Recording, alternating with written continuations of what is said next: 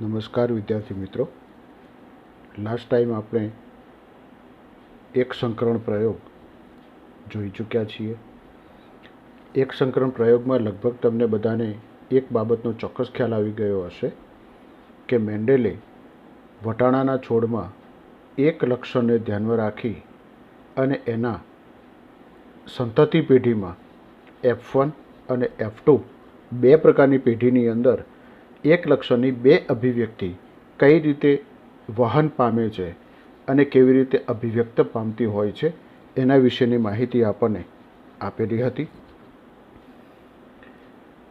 એ પ્રયોગને આપણે બીજી મેથડ પ્રમાણે એટલે કે પુનેટ સ્ક્વેરની સમજૂતી પ્રમાણે પુનેટ સ્ક્વેર પ્રમાણે આ એક સંકરણ પ્રયોગ કેવી રીતે સમજાવી શકાય છે એ આપણે સમજવા માટે અત્યારે પ્રયત્ન કરીશું.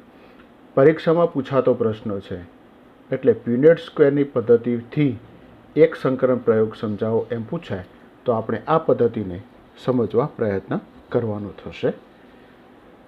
પુનેટ સ્ક્વેરની શોધ બ્રિટિશ જનીનશાસ્ત્રી રેજિનાલ્ડ સી પુનેટ દ્વારા કરવામાં આવેલી છે.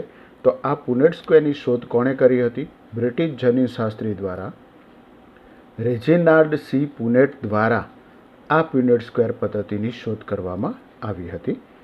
તેની મદદથી પિતૃઓ દ્વારા જન્યુઓનું ઉત્પાદન કઈ રીતે થાય છે એ સમજાવવા પ્રયત્ન કર્યો છે. ફલિતાંડનું નિર્માણ કઈ રીતે થતું જોવા મળે છે એ અને એના દ્વારા સંતતિઓની માહિતી કેવી રીતે પ્રાપ્ત થાય છે એ પુનેટ સ્ક્વેરની મદદથી આપણને સમજાવવા માટે પ્રયત્ન કરેલો છે. આ આખી પુનેટ સ્ક્વેરની એક સંકરણ પ્રયોગની રજૂઆત છે એ જનીનિક સંકરણના પ્રયોગમાં સંતતિના સંભવિત બધા જનીન પ્રકારની ગણતરી કરવા માટે વપરાય છે. એટલે મોટાભાગના કોઈપણ પ્રકારના જનીન સંકરણના જે પ્રયોગો છે એ પ્રયોગોને સમજવા માટે આ પુનેટ સ્ક્વેર પદ્ધતિ છે એ બધા જ જનીન પ્રકાર સમજવા માટે ગણતરી કરવા માટે વપરાતો હોય છે, જે સર્વ સ્વીકૃત બાબત ગણવામાં આવતી હોય છે. બધા જ સંભવિત જન્યુઓ મોટે ભાગે જે જન્યુઓ ઉત્પન્ન થાય છે અને જન્યુ ઉત્પન્ન થતા હોવા જોઈએ એ બાબતો એટલે કે બધા જ સંભવિત જન્યુઓને સૌથી ઉપરની હરોળમાં ડાબી બાજુની કોલમમાં બંને બાજુ લખવામાં આવે છે. હવે આ સૌથી ઉપરની હરોળમાં ડાબી બાજુની કોલમમાં બંને બાજુ લખવામાં આવે છે એટલે કે સંભવિત જન્યુઓ. તો જન્યુઓને આ પ્રમાણે લખવામાં આવતું હોય છે. આપણે અહીંયા એક ચાર્ટ આપેલો છે પુનેટ સ્ક્વેર તરીકે, એને આપણે થોડુંક સમજવા પ્રયત્ન કરી શકીએ છીએ. આ આખો એક ચોરસ ભાગ આપણને બતાવ્યો છે પુનેટ સ્ક્વેર. અહીંયા પિતૃપેઢીના જનીન બંધારણ આપેલા છે. સમયુગ્મી કેપિટલ ટી, સમયુગ્મી સ્મોલ ટી.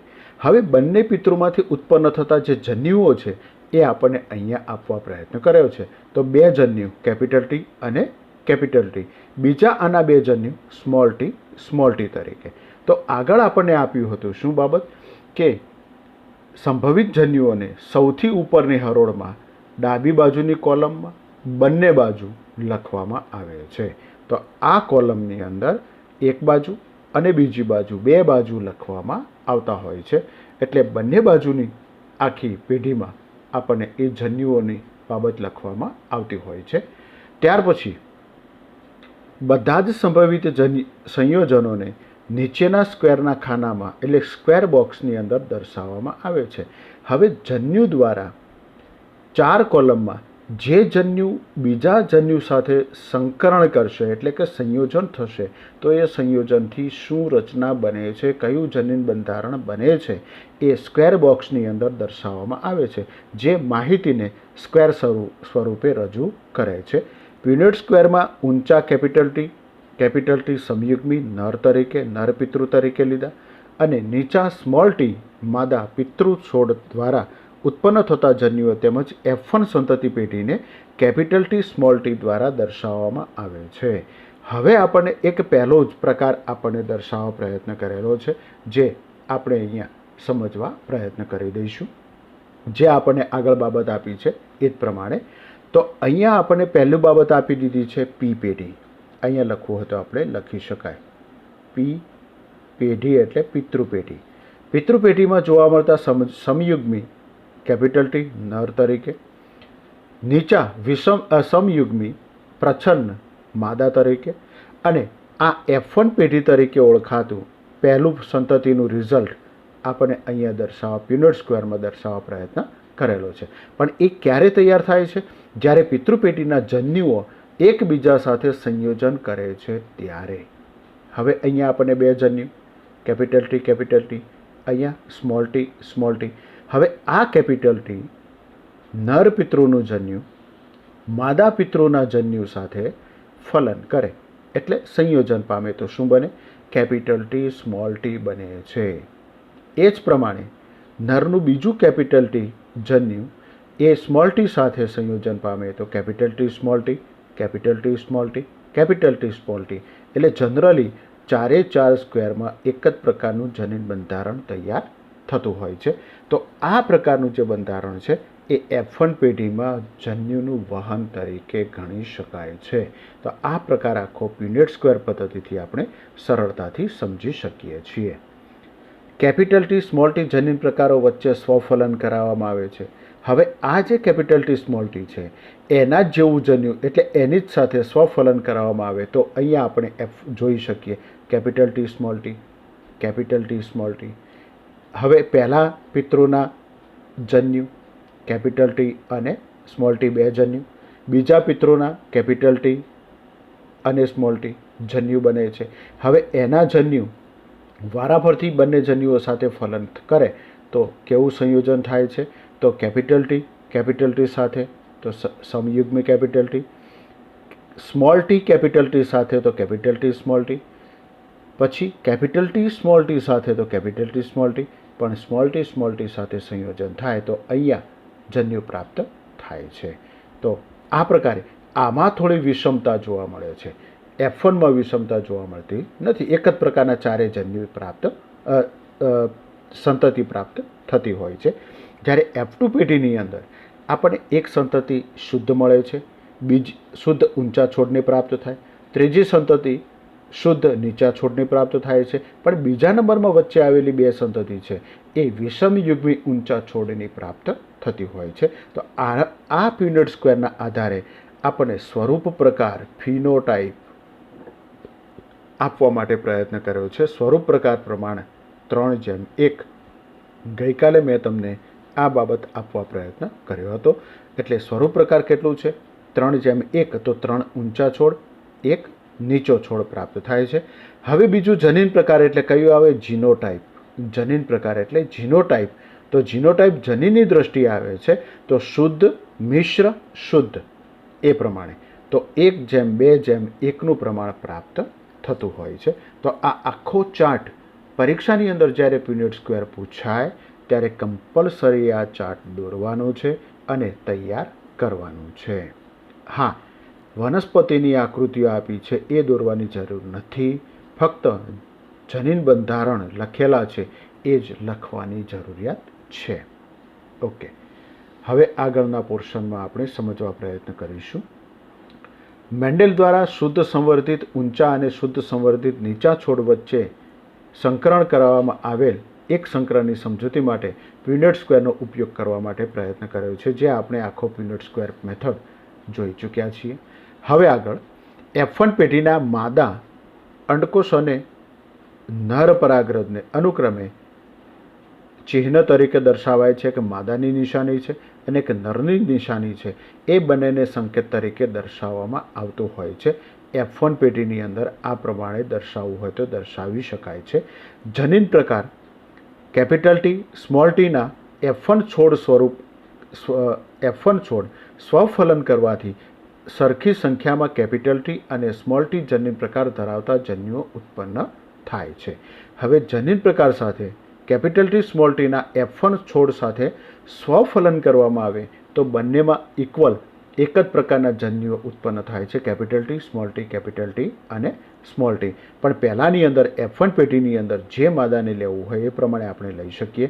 નિશાની આપણે આપી શકીએ છીએ. તો આપણે પહેલાં આને માદા તરીકે લઈએ તો આને આપણે નર તરીકે લઈ શકીએ છીએ. આ પ્રમાણે આપણે નિશાની આપી શકાય છે.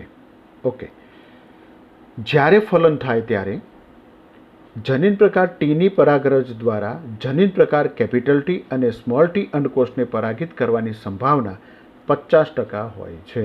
હવે જ્યારે પણ આ જન્યુઓ સાથે ફલન થવાની પ્રક્રિયા હોય ત્યારે એક જન્યુની બીજા જાતના જન્યુ સાથે ફલન થવાની શક્યતા કેટલી છે?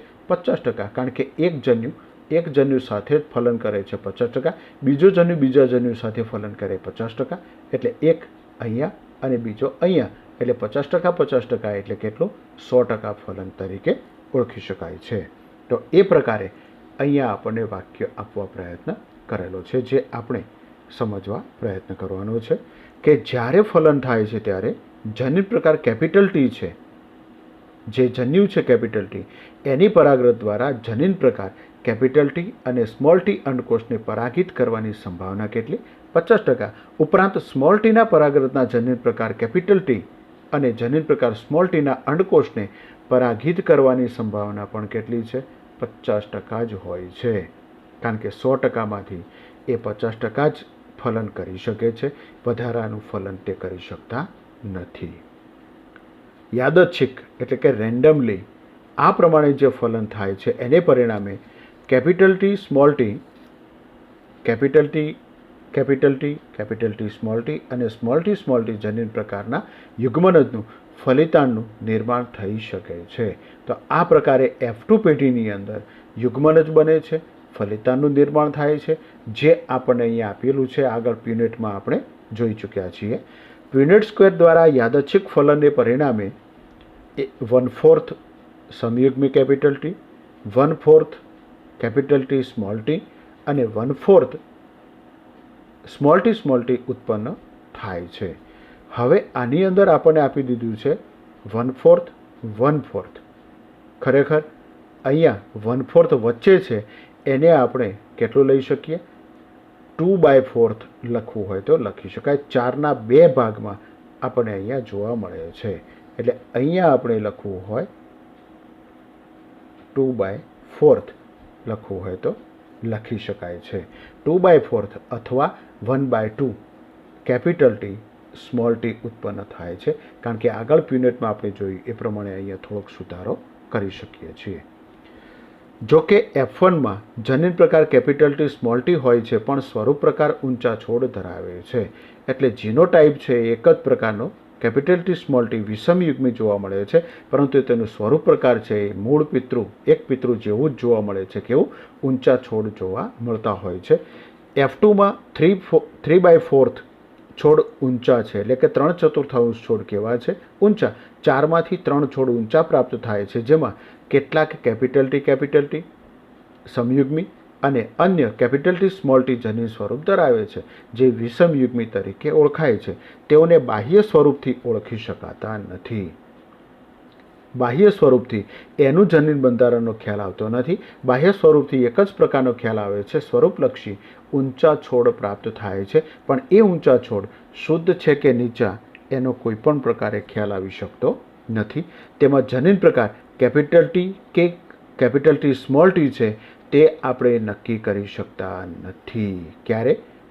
F2 પેઢીની અંદર જો 3 F1 પેઢી આવે, F1 પેઢી અહીંયા F2 પેઢીમાં જ સ્વરૂપ પ્રકાર આપ્યું છે, F2 નહીં, F2 પેઢીમાં જ 3/4 ઊંચા છોડ છે, પણ એ સ્વરૂપલક્ષી આ 3 ઊંચા છોડ પ્રાપ્ત થાય છે, પણ એનું સ્વરૂપ કેપિટલ ટી સમયુગ્મી કે કેપિટલ ટી વિષમયુગ્મી કઈ રીતે છે એનો આપણે ખ્યાલ ઝડપી આવી શકતો નથી. તો એના માટે પ્રયોગ કરવો પડે, અને પ્રયોગ કરી અને એમાં વિશિષ્ટ પ્રકારના લક્ષણો શોધવા પ્રયત્ન કરવો પડતો હોય છે. અહીં જનીન પ્રકાર કેપિટલ ટી સ્મોલ ટીમાંથી માત્ર એક જ લક્ષણ કેપિટલ ટી ઊંચા છોડની અભિવ્યક્તિ થાય છે. એટલે વિષમયુગ્મી જે બંધારણ છે એમાંથી કેપિટલ ટી છે એ જ પ્રભાવી છે. પરિણામે માત્ર એક જ લક્ષણ ઊંચા છોડની અભિવ્યક્તિ માટે માત્ર કેપિટલ ટી જવાબદાર બને છે. આથી કહી શકાય કે ઊંચાઈનું લક્ષણ એટલે કે ઊંચાઈનું કારક કેપિટલ ટી એ વામનતાનું લક્ષણ એટલે કે સ્મોલ ટી ઉપર પ્રભાવી છે. તો કેપિટલ ટી છે એ સ્મોલ ટી ઉપર કેવું છે? પ્રભાવી બને છે. આ લક્ષણની F1માં પ્રભુતાની અસર હોય છે. તો આ લક્ષણ છે એ F1 પેઢીની અંદર કેવી બને છે? પ્રભુતાનું લક્ષણ ગણાય છે, કારણ કે F1 પેઢીની અંદર બંધારણ કેવું બને છે? કેપિટલ ટી સ્મોલ ટી બને છે અને બધા છોડ કેવા પ્રાપ્ત થાય છે? ઊંચા પ્રાપ્ત થાય છે. માટે કેપિટલ ટી પ્રભાવીપણું દર્શાવે છે, એટલે F1માં પ્રભુતાની અસર જોવા મળે છે અને બધા જ છોડ કેવા બને છે? ઊંચા પ્રાપ્ત થતા હોય છે. હવે આગળ F2 પેઢીમાં 3/4 છોડ ઊંચા હોય છે. આપણે આગળ જોઈ ચૂક્યા છીએ F2 પેઢીની અંદર 3/4 છોડ ઊંચા છે, પણ દરેકનું જનીન બંધારણ અલગ અલગ છે. ભલે જનીન પ્રકાર 1/2 કેપિટલ ટી સ્મોલ ટી અને 1/4 કેપિટલ ટી હોય છે. અહીંયા સુધારો કરીને આપ્યું છે. આ 1/2 કેપિટલ ટી સ્મોલ ટીનું પ્રમાણ એટલે 2/4 આપણે કહેવું હોય તો કહી શકાય છે. એટલે આપણે એ થોડીક બાબતને ધ્યાનમાં લઈ શકાય છે. અંતમાં સ્વરૂપ પ્રકાર 3/4 ઊંચા છોડ એટલે 1/4 સમયુગ્મી કેપિટલ ટી અને 1/2 કેપિટલ ટી સ્મોલ ટી એટલે 3/4 ઊંચા છોડ સ્વરૂપલક્ષી પ્રકાર જોવા મળે છે. અને નીચા 1/4 નીચા છોડ પ્રાપ્ત થાય છે, એટલે 3:1 પ્રમાણ ધરાવે છે. તો સ્વરૂપલક્ષી પ્રમાણ આ છે. 3:1 પ્રમાણ કયું પ્રમાણ કહી શકાય? સ્વરૂપલક્ષી પ્રમાણ ફિનોટાઇપ પ્રમાણ તરીકે ઓળખવામાં આવતું હોય છે. પણ જનીન પ્રકાર પ્રમાણ કેટલું બને છે? જનીન પ્રકાર જનીનિક દ્રષ્ટિએ અલગ અલગ છે, એટલે 1:2:1 પ્રમાણ બને છે, જેને જીનોટાઇપ તરીકે ઓળખવામાં આવતું હોય છે. આ બે પ્રમાણ તમારે ખાસ ધ્યાનમાં લેવાના છે. કયું ફિનોટાઇપ છે અને કયું જીનોટાઇપ છે એ પરીક્ષાની અંદર આવતું હોય છે.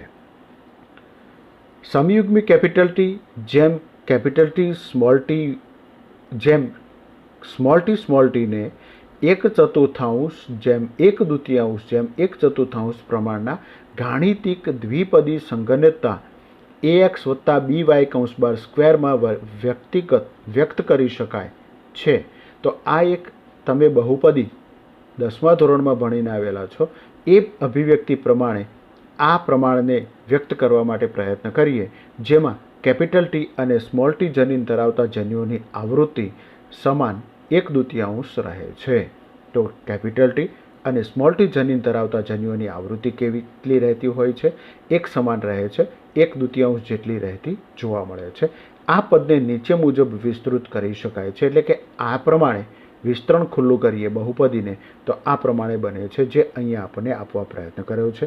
1/2 કેપિટલ ટી વત્તા 1/2 small T square is equal to 1/2 capital T વત્તા 1/2 small T into 1/2 capital T વત્તા 1/2 સ્મોલ ટી કૌંસ પૂરો. આ એક કૌંસને વર્ગ ખુલ્લો કરીએ એટલે બે કૌંસમાં લખવા પ્રયત્ન કર્યો. હવે એક કૌંસને બીજા કૌંસના એક પદ વડે ગુણાકાર કરીએ તો શું મળે છે? અહીંયા ડાયરેક્ટ જવાબ આપણને આપવા પ્રયત્ન કર્યો છે. તો 1/4 સમયુગ્મી કેપિટલ ટી વત્તા 1/2 કેપિટલ ટી સ્મોલ ટી વત્તા 1/2 સ્મોલ ટી તરીકે આપવા પ્રયત્ન કરેલો છે. અહીંયા આપણે વિસ્તરણ ખુલ્લું કરીએ તો કેવા પ્રકારે પ્રાપ્ત થતું રિઝલ્ટ છે એ બહુપદી આધારે અહીંયા આપણે સમજવું હોય તો સમજી શકાય છે. મેન્ડલે F2 છોડનું સ્વફલન કર્યું અને જોયું કે F3 અને F4 પેઢીમાં F2ના નીચા છોડ માત્ર નીચા જ ઉત્પન્ન થાય છે. F2ની અંદર જે નીચા છોડ હતા એ માત્ર નીચા જ ઉત્પન્ન થાય છે. એવી રીતે F1 અને F2ના રિઝલ્ટ જેવું જ F3 અને F4માં પણ મેન્ડેલે તારણ કાઢ્યું હતું અને એવું જ રિઝલ્ટ તેમને પ્રાપ્ત થયું અને તારણ કાઢ્યું કે નીચા છોડનો જનીન પ્રકાર સમયુગ્મી સ્મોલ ટી છે અને કેપિટલ ટી પ્રભાવી છે. કેપિટલ ટી જ્યાં સુધી એના જનીન બંધારણમાં છે ત્યાં સુધી તે છોડ ઊંચા પ્રાપ્ત થાય છે. આ ઉપરથી સ્પષ્ટ થાય છે કે ગણિતીય સંભાવનાના પ્રયોગ દ્વારા જનીન પ્રકારની ગણતરી કરી શકાય છે, પરંતુ માત્ર પ્રભાવી લક્ષણના સ્વરૂપ પ્રકાર જોઈને જનીન પ્રકારનું જ્ઞાન સંભવ નથી. એટલે સ્વરૂપને જોઈને એની અંદર આવેલા જનીનનું બંધારણ કેવું છે એ નોલેજ પ્રાપ્ત થઈ શકતું નથી. એટલે આપણે કહી શકીએ છીએ કે બહારના ગુણ જોઈને અંદરના વ્યક્તિના ગુણ કેવા છે એ આપણે સાબિત કરી શકતા નથી. આ મેન્ડેલે વટાણાના છોડમાં આપણને સમજાવવા પ્રયત્ન કર્યો છે, જે અત્યારે આપણી સામાજિક વ્યક્તિઓમાં પણ આવા ગુણ જોવા મળે છે. દેખાવે વ્યક્તિ સારા હોય પણ અંદરથી કેવા કડવા હોય છે એ તો અનુભવ થાય ત્યારે જ ખબર પડે. એટલે આ બાબત આપણે પીનટ સ્ક્વેર પદ્ધતિથી સમજવા પ્રયત્ન કરી શકીએ છીએ. તો આ પ્રમાણે આ પ્રશ્ન તમારે ફરજિયાત તૈયાર કરવાનો છે. હવે એક નવો પોઈન્ટ અહીંયા આપ્યો છે, ટૂંકો એ આપણે થોડોક જોઈ લઈએ. કસોટી સંકરણ 6 નંબરનો પોઈન્ટ છે. કસોટી સંકરણ આ F1 અને F2ની અંદર ઊંચા છોડનો જે જનીન પ્રકાર પ્રાપ્ત થાય છે એ જનીન પ્રકાર કઈ રીતે છે એની કસોટી કરવા માટે પ્રયત્ન કરવામાં આવેલો છે.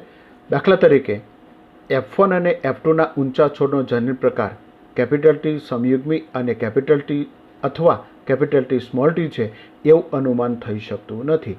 હવે બધા ઊંચા છોડ હોય તો એનો જનીન પ્રકાર બે પ્રકારે હોઈ શકે, પણ ચોક્કસ બેમાંથી કયો છે એ ચોક્કસ કહી શકાતું નથી. તેથી F2ના ઊંચા છોડનો જનીન પ્રકાર નક્કી કરવા માટે મેન્ડલે F2ના ઊંચા છોડને નીચા છોડ સાથે સંકરણ કરાવ્યું, જેને કસોટી સંકરણ કહેવામાં આવે છે. તો ઊંચા છોડને નીચા છોડ સાથે સંકરણ કરાવવામાં આવતું હોય છે. તો ખાસ એ બાબતને ધ્યાનમાં રાખી અહીંયા આપણને એક કોષ્ટક આપેલું છે, એ આપણે સમજવા પ્રયત્ન કરીશું. તો કસોટી સંકરણ માટેનું એક આખું નિરૂપણ અહીંયા આપવા પ્રયત્ન કર્યો છે. એક સમયુગ્મી પ્રચ્છન્ન જાતિ અને સમયુગ્મી પ્રચ્છન્ન જાતિ તરીકે ઓળખાતી હોય છે. હવે બંને સમયુગ્મી પ્રચ્છન્ન છે, કેપિટલ W કેપિટલ W અહીંયા આપણને બતાવ્યું છે. તો આ પ્રકારે પહેલું અહીંયા પ્રભાવી સ્વરૂપ પ્રકાર અહીંયા આપ્યો છે, અજ્ઞાત જનીન પ્રકાર આપ્યો છે. હવે એ જનીન પ્રકારને આપણે અહીંયા કઈ રીતે લખી શકાય છે એ બાબત સમજાવવા પ્રયત્ન કરે, અને અહીંથી આ બાજુ કઈ રીતે સમજાવાય છે એને સમજાવવા પ્રયત્ન કરેલો છે. તો આપણે એને થોડુંક સમજવા પ્રયત્ન કરીશું. ચાર્ટની અંદર આપણને વિગત થોડીક જુદી જુદી આપવા પ્રયત્ન કરેલો છે. લાક્ષણિક કસોટી સંકરણમાં પ્રભાવી સ્વરૂપ પ્રકાર ધરાવતા સજીવ અથવા વટાણાના છોડને પ્રભાવી સ્વરૂપ પ્રકાર ધરાવતો જે વટાણાનો છોડ છે એને પ્રચ્છન્ન છોડ સાથે સ્વફલન નક્કી કરવા માટે આવા સંકરણની સંતતિઓનું વિશ્લેષણ કરી શકાય છે. હવે પ્રચ્છન્ન જાતિ પ્રભાવી સજીવ ધરાવતો હોય એનું પ્રચ્છન્ન છોડ સાથે સ્વફલન કરાવવામાં આવતું હોય છે. આકૃતિની અંદર લાક્ષણિક કસોટી સંકરણનું પરિણામ દર્શાવેલ છે, જેમાં જાંબલી રંગના પુષ્પ કેપિટલ W એ સફેદ રંગના પુષ્પ સ્મોલ w ઉપર પ્રભાવી છે. હવે કેપિટલ W જાંબલી રંગનું પુષ્પ, અહીંયા આપણને એક બંધારણ આપ્યું છે, કેપિટલ W સ્મોલ w. ઉપર આપણને બંને આપ્યા છે, કેવા છે? બંને સમયુગ્મી પ્રચ્છન્ન છે, બંને સ્મોલ w આપવા પ્રયત્ન કરેલા છે. તો એના જન્યુ બંને કેવા બનશે? સ્મોલ w અને સ્મોલ w. બીજો અહીંયા એક પુષ્પ આપ્યું છે પ્રભાવી સ્વરૂપ પ્રકાર તરીકે, તો બે પ્રકાર હોઈ શકે એના. એક શક્યતા કઈ છે? કેપિટલ W સ્મોલ w, અને બીજી શક્યતા છે કેપિટલ W. એટલે જાંબલી પુષ્પ તરીકે આપવા પ્રયત્ન કરેલો છે. અહીંયા આપણે લખવું હોય તો લખી શકાય. કેવું પુષ્પ છે? જાંબલી પુષ્પ જોવા મળે છે, જે પ્રભાવી છે. પ્રચ્છન્ન છે એ કેવું પુષ્પ છે? સફેદ પુષ્પ. હવે આના બે જન્યુ કયા બને છે? અહીંયા કેપિટલ W એ સફેદ રંગના પુષ્પ ઉપર પ્રભાવી છે. તો પહેલું આપણે વિષમયુગ્મી માટે જોઈ લઈએ, કેપિટલ W સ્મોલ w. તો આના બે જન્યુ કેપિટલ W અને અહીંયા બનશે સ્મોલ w. અહીંયા આવશે સ્મોલ w. ખાસ ધ્યાનમાં લેજો, અહીંયા થોડીક ભૂલ લાગે છે. ઓકે, હવે આગળ સમજવા પ્રયત્ન કરીશું. અહીંયા કેપિટલ W સ્મોલ w, તો કેપિટલ W સ્મોલ w. અહીંયા પણ કેપિટલ W સ્મોલ w બને, અહીંયા પણ કેપિટલ W, અહીંયા સ્મોલ w બને છે. સમયુગ્મી સફેદ પુષ્પ પ્રાપ્ત થાય. અહીંયા આપણે લખવાનું થશે સ્મોલ w. અહીંયા કેપિટલ W સ્મોલ w બનશે, અને અહીંયા સ્મોલ w બને છે.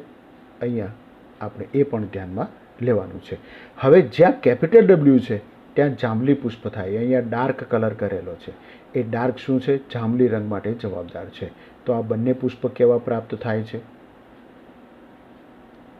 જાંબલી. અને આ બંને સફેદ. આપણે એ બાબત ધ્યાનમાં લઈ શકીએ છીએ. હવે આ જાંબલી 50%, સફેદ 50%, તો 50% પ્રકાર તરીકે ગણવામાં આવતો હોય છે. બીજી બાજુ આપણને આપ્યું છે, સમજવા પ્રયત્ન કરીએ. કેપિટલ ડબલ્યુ, તો પ્રચ્છન્ન જાતિ તરીકે ઓળખાતી સમયુગ્મી પ્રચ્છન્ન છે સ્મોલ ડબલ્યુ. તો અહીંયા એના બે જન્યુ સ્મોલ ડબલ્યુ. કેપિટલ ડબલ્યુના કેપિટલ. હવે કેપિટલ દરેકમાં ચારેમાં આવશે. તો ચારે ચારનું જન્યુ બંધારણ કેવું બને છે? ઇક્વલ બને છે. કેવું? કેપિટલ ડબલ્યુ અને સ્મોલ ડબલ્યુ બને છે. તો બધા પુષ્પ કેવા પ્રાપ્ત થશે? જાંબલી. આમાં સફેદ પુષ્પ જોવા મળતું નથી, કારણ કે કેપિટલ ડબલ્યુ કેવું? પ્રભાવી છે. હવે એ સમજવાનું છે કે મેન્ડેલે F2 પેઢીને આ પ્રમાણે પ્રચ્છન્ન જાતિ સાથે સંકરણ કરાવવા પ્રયત્ન કર્યો બંને બાજુએ, તો જેમાં 50% પરિણામ પ્રાપ્ત થાય છે એની અંદર આવેલું જનીન પ્રકાર કેવું બને છે? વિષમયુગ્મી હશે એમ સમજવામાં આવે છે. જો આ જાંબલી પુષ્પનું પ્રચ્છન્ન જાતિ સાથે ફલન કરાવવામાં આવે કસોટી સંકરણ, અને મળતા ચારે ચાર સંતતિ એક જ રંગના જાંબલી પુષ્પ ધરાવતા જોવા મળે, તો પિતૃ પેઢીનું જે પુષ્પ છે એ જનીન બંધારણ કેવું ધરાવે છે? સમયુગ્મી કેપિટલ ડબલ્યુ ધરાવે છે એમ આપણે કહી શકીએ છીએ. તો આ એક પ્રમાણ આપણે આપ્યું છે. કસોટી સંકરણમાં જો બધા જ પુષ્પો જાંબલી પ્રાપ્ત થાય તો અજ્ઞાત પુષ્પ સમયુગ્મી પ્રભાવી કેપિટલ ડબલ્યુ જોવા મળે છે, જે મેં તમને હમણાં કહ્યું એ પ્રમાણે પ્રાપ્ત થાય છે. એટલે કે આ કેપિટલ ડબલ્યુ પ્રાપ્ત થાય, અજ્ઞાત પુષ્પ તરીકે આપ્યું છે, પણ ચારે ચાર જાંબલી પુષ્પ મળે તો પિતૃપેઢીનું આ પુષ્પ છે એનું જનીન બંધારણ કેવું છે? કેપિટલ ડબલ્યુ છે, અને જાંબલી પુષ્પ પ્રભાવી ધરાવે છે. અને જો અડધા પુષ્પો જાંબલી અને અડધા પુષ્પો સફેદ પ્રાપ્ત થાય તો અજ્ઞાત પુષ્પ કેવું? વિષમયુગ્મી છે. એટલે કેપિટલ ડબલ્યુ અને સ્મોલ ડબલ્યુ અહીંયા પણ લખવામાં થોડીક ભૂલ કરેલી છે. લખવા માટે કેપિટલ ડબલ્યુ અને સ્મોલ ડબલ્યુ આ પ્રમાણે લખવા પ્રયત્ન કરવાનો છે. હવે આગળ એક સંકરણના પ્રયોગના નિરીક્ષણના આધારે મેન્ડેલે બે નિયમો આપ્યા છે. પ્રથમ નિયમને પ્રભુતાનો નિયમ અને બીજા નિયમને વિશ્લેષણનો નિયમ કહેવામાં આવતો હોય છે. તો આ પ્રકારના એક સંકરણ પ્રયોગના આધારે મેન્ડેલે બે નિયમ આપેલા છે. એ બે નિયમ આપણે ક્રમશઃ જોઈ લઈએ અને પછી આપણે એનાથી અટકી જઈશું, અથવા અહીંયા સુધી આપણે અટકી જઈએ. નિયમો છે પ્રભુતાનો નિયમ અને બીજો વિશ્લેષણનો નિયમ છે, એ આપણે આવતીકાલે સમજવા પ્રયત્ન કરીશું. નેક્સ્ટ વિડીયોમાં સમજવા પ્રયત્ન કરીશું. અહીંયા સુધી આ બંને પ્રમાણ તમે ધ્યાનમાં રાખજો, તૈયાર કરજો અને યાદ રાખવા માટે પ્રયત્ન કરજો. આભાર.